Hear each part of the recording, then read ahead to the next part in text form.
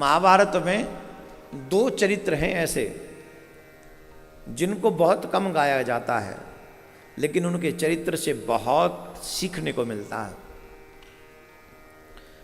पहला कर्ण, दूसरा एकलव्य। सुनना चाहेंगे? मैंने आपको कहा था कई लोग विपत्तियों में घिरकर, मुसीबतों में घिरकर नास्तिक बन जाते हैं। कई लोग ऐसे बन जाते हैं कि धर्म ही परिवर्तन कर लेते हैं। ध्यान देने योग्य बात है। जो लोग कहते हैं कि मैं नास्तिक होता जा रहा हूं, क्यों? कि भगवान हमारी मदद ही नहीं करता। भगवान है कहां? है तो उसे हमारा दुख नहीं दिखता। तो आज मैं उसी प्रसंग को आपको बताना चाहता हूं। जब पता चला कि कर्ण, महाभारत का युद्ध होगा, तो महाभारत का युद्ध जब निश्चित होगा तो भगवान श्री कृष्ण ने सोचा एक योद्धा कौरवों की तरफ ऐसा है जिसे अगर पांडवों की तरफ ले लिया जाए तो पांडवों की विजय आज ही सुनिश्चित हो जाएगी। आज ही वो योद्धा आ जाए तो। और उस योद्धा का नाम था कर्ण। किसी और पर न ये जिम्मेदारी छोड़कर भगवान श्री कृष्ण कर्ण को समझाने के लिए स्वयं गए। और भगवान ये भी नहीं चाहते थे कि छोटे भाई के द्वारा, क्योंकि भगवान तो जानते ही थे किसका पुत्र है, इसलिए भगवान ये नहीं चाहते थे कि छोटे भाई के हाथ से ऐसा योद्धा मारा जाए। उससे बचने के लिए भी भगवान श्री कृष्ण कर्ण के पास में गए और कर्ण से कहा, कर्ण बहुत आदर करता था भगवान का, बहुत आदर करता था श्री कृष्ण का। तो कर्ण ने भगवान श्याम सुंदर को देखा, प्रणाम किया, आदर किया और कहा, हे माधव, बताओ मैं आपकी क्या सेवा कर सकता हूं। भगवान श्याम सुंदर ने कहा, कर्ण, ये बात सुनिश्चित हो चुकी है कि युद्ध होगा और मैं ये नहीं चाहता हूं कि तुम युद्ध अधर्म की पक्ष की ओर से करो। ये जगत जानता है कि दुर्योधन अधर्म के साथ युद्ध कर रहा है और पांडव धर्म के साथ युद्ध कर रहे हैं। पांडवों के साथ धर्म है, कौरवों के साथ अधर्म है। तुम जैसे महान योद्धा को अधर्म का साथ नहीं देना चाहिए। तुम जैसे योद्धा को, महारथी को धर्म का साथ देना चाहिए। कर्ण ने कहा, माधव, आप मेरे यहां पधारे, आपका स्वागत है, परंतु एक बात बताइए, मुझे इस समाज ने दिया क्या है? जिस दुर्योधन को आप कह रहे हैं वो अधर्मी है, सच कहूं तो आज मेरे पास जो भी कुछ है वो दुर्योधन का ही दिया हुआ है। ये जो मान है, ये सम्मान है, ये जो राज्य है, मुझे सिर्फ दुर्योधन ने दिया है। कृष्ण, मैं जानता हूं मैं राधेय नहीं हूं, लोग मुझे राधेय कहते हैं, पर मैं ये जानता हूं कि मेरा जन्म भी किसी क्षत्राणी के गर्भ से हुआ है। ये कर्ण की वेदना, ये कर्ण का दुख। मैं ये जानता हूं कि मेरा जन्म भी किसी क्षत्राणी के गर्भ से हुआ है। मैं सूत पुत्र नहीं हूं, लेकिन मुझ जैसे बालक को जन्म लेते ही किसी मां ने त्याग दिया, तो इसमें मेरा दोष है? मेरा क्या दोष है? मेरा क्या दोष है? वो तो उस मां का दोष है जिसने मुझे जन्म दिया। मुझे जन्म ही क्यों दिया? और जन्म दिया तो मुझे त्याग क्यों दिया?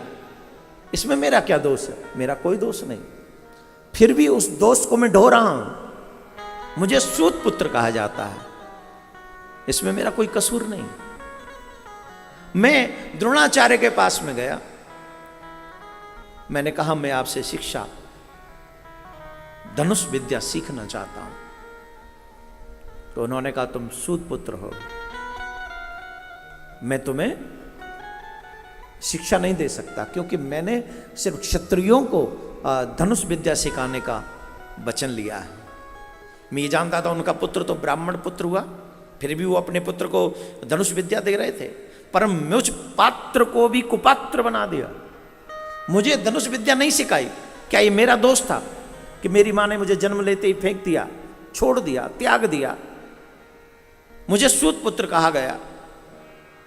मेरे योग्य होने पर भी द्रोणाचार्य ने मुझे विद्या दान नहीं दिया, ये मेरा दोष है।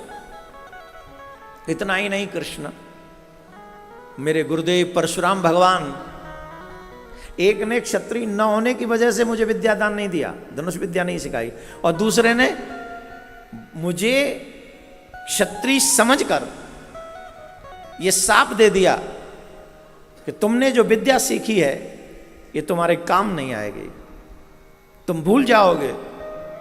एक ने क्षत्रिय न समझकर मुझे छोड़ दिया, एक ने क्षत्रिय समझकर मुझे शाप दे दिया, ये मेरा दोष है। मेरी मां ने मेरा त्याग किया, ये तो मेरा दोष नहीं। इतना ही नहीं, एक गऊ चराने वाले ग्वाले ने भी मुझे इसलिए शाप दे दिया क्योंकि मैं अनजाने में मेरे बाण से उसकी गाय मर गई, तो उसने भी मुझे शाप दे दिया। मेरा दोष नहीं था, मैंने जानबूझ के कुछ नहीं किया, फिर भी मुझे शाप सहन करना पड़ा। मैं जानता हूं कि दुर्योधन अधर्मी है, मैं जानता हूं कि वो जिद्दी है, मैं जानता हूं कि वो कुमार्ग पर जा रहा है। मैं द्रौपदी के स्वयंवर में उन सभी योद्धाओं से श्रेष्ठ था जो स्वयंवर में मौजूद थे। वे मत्स्य वेदन कर सकता था, उस मछली की आंख को मैं निशाना बना सकता था, लेकिन द्रौपदी ने भरी सभा में मुझे सूत पुत्र का, एक योद्धा का अपमान किया। ये बार बार अपमान सहा है कृष्ण मैंने। आज जो भी मेरे पास है ना, वो दुर्योधन का दिया हुआ है, और मेरा धर्म कहता है जिसने तुम्हारा मान रखा है उसको विपत्ति काल में अकेला छोड़कर कभी नहीं जाना चाहिए। मैं अपने दुर्योधन के साथ खड़ा हूं माधव, वो मेरा मित्र है, मेरे पास जो कुछ है वो उसी का दिया हुआ है। कृष्ण मुस्कुराए, सुनते रहे, बीच में नहीं बोले, डिस्टर्ब नहीं किया, सिर्फ सुनते रहे, सुनते गए, सुनते गए। श्री कृष्ण ने कहा हो गया? बोले जी। बोले सुनो, इतनी सी विपत्तियों में तुम अधर्म का साथ देने के लिए तैयार हो गए? सुनो, मैं तुम्हें अपनी विपत्तियां सुनाता हूं, और सुन लो कृष्ण के चाहने वालों, थोड़ी थोड़ी बात पर माला छोड़ के भाग जाने वालों, इच्छा पूरी न होने पर मंदिर न जाने की कसम खाने वालों, सुन लो ध्यान से। श्री कृष्ण बोले कर्ण, तुमने तो यह सब जन्म के बाद सहा, जरा मेरे जीवन की भी कहानी सुनो। मेरे जीवन में तो विपत्तियां मेरे जन्म से पहले ही बाहर खड़ी थी। मेरा जन्म भी नहीं हुआ था, उससे पहले मेरी मौत मेरी प्रतीक्षा कर रही थी। मेरी मौत मेरी प्रतीक्षा कर रही थी मेरे जन्म से पहले। मेरे जन्म से पहले मेरे जितने भी भाई हुए उन सबको मार दिया गया था, किसी और के हाथों से नहीं, मेरे मामा के हाथों से मार दिया गया था मेरे जन्म से पहले। क्या कहोगे कर्ण उस बात को? जिस दिन मेरा जन्म हुआ उसी रात को मुझे जन्म देने वाली मां अपने पिता का त्याग करना पड़ा था। उसी दिन त्याग करना पड़ा मुझे, जिस दिन मेरा जन्म हुआ। थोड़ा सा बड़ा हुआ, मुझे विष पिलाने के लिए पूतना पहुंच गई। आग में जलाने की कोशिश की गई मुझे, आग में जलाने की कोशिश, बार बार अनेकों राक्षसों के द्वारा मुझे मरवाने की कोशिश की गई। तुम्हारा बचपन तो शस्त्र विद्या में सीखा, तुम्हारा बचपन शस्त्र विद्या सीखते हुए निकला, लेकिन मेरा पूरा बचपन गौएं चराते हुए बीता। तुम्हें प्राप्त हुई शस्त्र विद्या, मेरी तो गुरुकुलम की विद्या ही 16 वर्ष की अवस्था में प्रारंभ हुई है।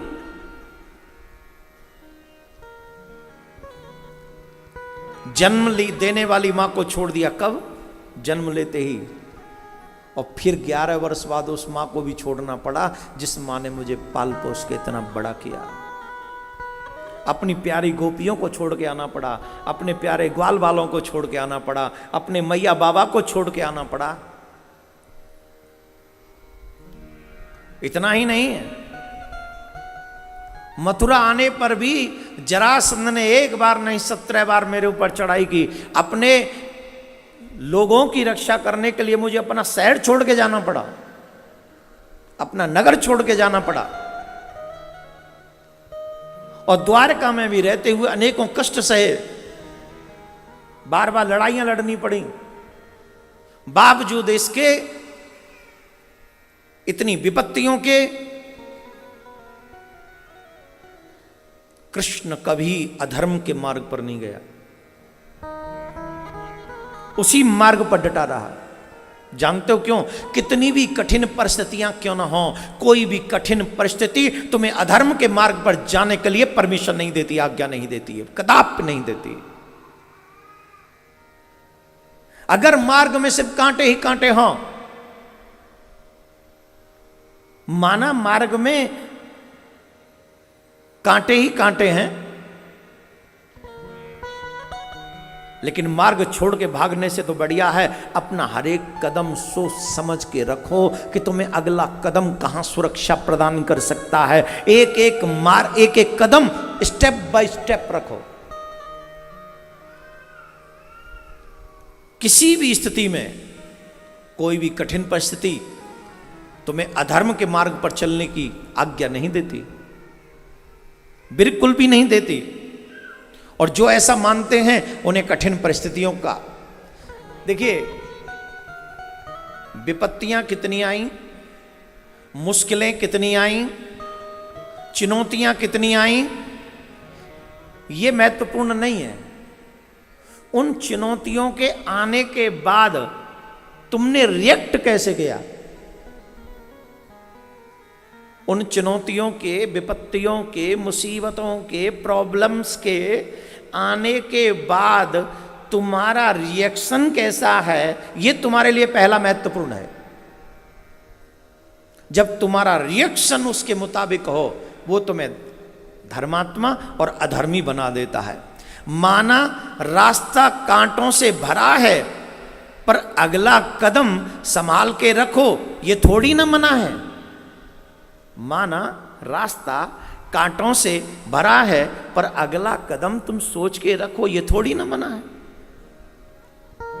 चुनौतियां, दुख, मुसीबत, परेशानियों से घबराकर जो व्यक्ति कुमार्ग पर चला जाता है, वो एक जन्म नहीं अनेकों जन्मों को बर्बाद कर लेता है। मनुष्य जीवन ही ऐसा है जिसमें हर एक कष्ट को सहते हुए भी जो धर्म के मार्ग पर चलता रहता है, वही मेरे गोविंद को प्राप्त कर पाता है। क्या बोलना पड़ेगा? जोर से। अब बताइए, समझाने वाले कौन? श्री कृष्ण। दुर्योधन की तो बात छोड़ो, कर्ण भी समझा गया। इतना सुंदर उपदेश भगवान ने दिया, इसके बाद भी कर्ण व्यापक धर्म को समझ नहीं सका। धर्म बड़ा व्यापक है। मनुष्य जीवन मिला ही इसलिए है जिसमें हम कठिन से कठिन परिस्थिति का सामना करें। अपने से, जिनको हम भगवान कहते हैं, चाहे वो राम जी हों, चाहे वो कृष्ण हों, उनके चरित्रों को पढ़ो और ध्यान से पढ़ो, और ध्यान से पढ़कर देखो कि कठिन परिस्थिति में भगवान ने भी कहीं धर्म का त्याग किया क्या? अच्छा राम जी की तो बात अलग है, वो उन्होंने तो सीधे सीधे कहा कि जो हो जाए, मैं तो कुछ। कृष्ण जी की बात अलग है। कृष्ण जी कहते हैं मैं झूठ भी बोलूंगा तो धर्म की रक्षा के लिए, मैं चोरी भी करूंगा तो धर्म की रक्षा के लिए, मैं रण छोड़ भी नाम रखवाऊंगा तो धर्म की रक्षा के लिए, मैं युद्ध भी नहीं लड़ूंगा तो धर्म की रक्षा के लिए, और बिना लड़े भी युद्ध जितवा दूंगा तो भी धर्म की रक्षा के लिए।